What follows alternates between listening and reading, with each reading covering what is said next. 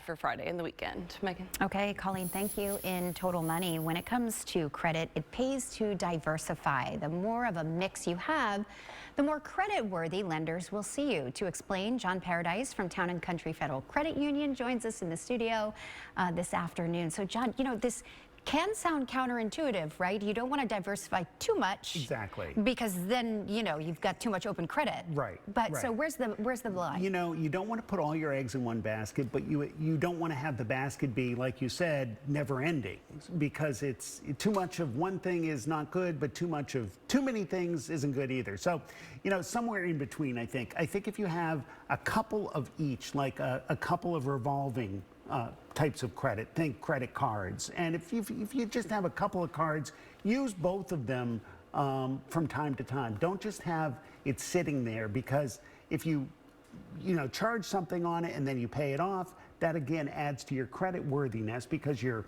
doing timely payments, you've got that credit and you're utilizing it to some extent. And then think installment credit, have a couple of those, and usually you do. You usually have an auto loan and a mortgage, and maybe you have a home equity line of credit. Have a few of those. I think one thing to stay away from, if possible, the buy now, pay later. They're really popular, but they can negatively impact your credit. So if you have the mix of the installment, the revolving, a couple of each, I think that's good, because you have, it's about 20% of your overall credit score, so it does impact it. But of course, it's all for naught if you don't make payments on time, right. And if you have too many of especially the revolving, if you have too many credit cards open, it just becomes, your credit score will go down.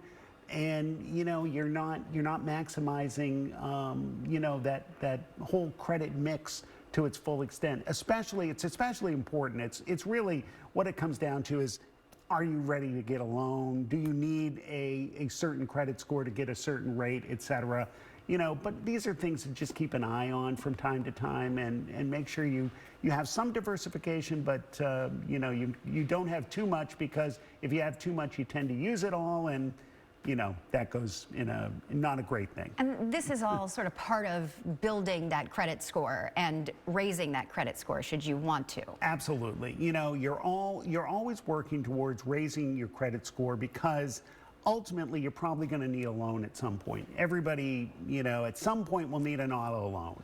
And if you have a higher credit score, you will get a better rate, a significantly better rate, depending on your score. So obviously, the better rate you get, the more you save. So, that's where it really translates to. But, I think if you do it slow and steady, the old adage of, slow and steady wins the race. And I think slow and steady will help your credit score.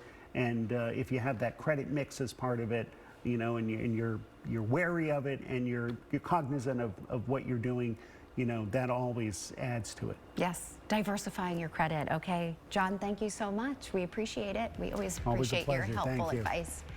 And we'll be right back.